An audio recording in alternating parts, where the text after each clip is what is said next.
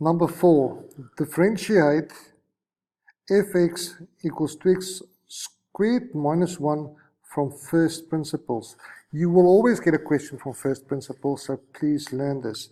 You can also check what your answer should be because you can use your formula and know that the derivative will be the 2 goes to the front equals 4x, the 2 goes minus 1, so it's 1, and then negative 1 falls away. So this is your answer. How do I get there from first principle? You have to show it, you have to know it.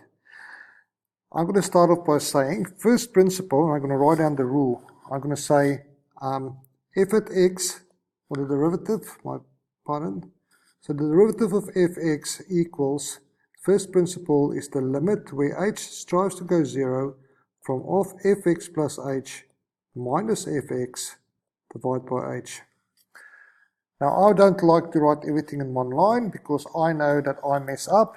So something that has been with me for the last number of years, a lot of years, is doing the following. I have fx. I'm going to say fx equals 2x squared minus 1. And then I'm going to say what is fx plus h. So wherever there's an x, I'm going to substitute with an x plus h. So it's going to be 2 times x is now x plus h. That is squared minus 1. I'm going to simplify that. I'm going to use the distributive law, and I'm going to get rid of my bracket. If I have 2 brackets, remember what that means. It's if I have x plus h times x plus h, it's x times x, multiply by that 2, so it's 2 times x is x squared, plus x times s is xh, plus xh is 2xh, and that 2xh plus 2 multiplied by 2 is 4xh. H times h is h squared, multiply by 2 is 2h squared, take away 1.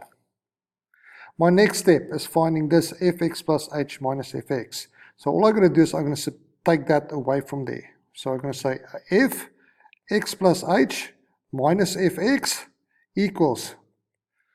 Okay, and what I'm going to do is I'm just going to take this away from there. And that 2x squared, if I take it away from that 2x squared, there's nothing left. So that's going to fall away. I'm going to be left with 4xh. I'm going to be left with plus 2h squared. Minus 1 take away minus 1. There's nothing left, so this is my final answer.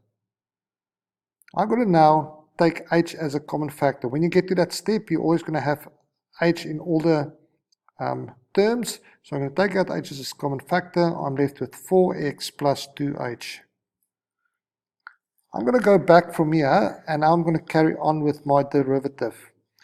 When I'm doing first principle, I'm going to keep this limit where h strives to 0 until I substitute the 0 back in there. The only reason I can't substitute 0 in there now is because I can't divide by 0. So all of this is to get rid of the h underneath the line.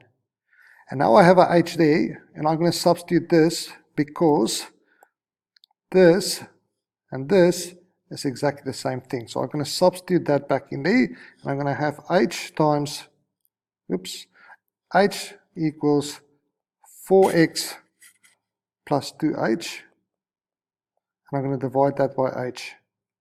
Now this h and this h cancel.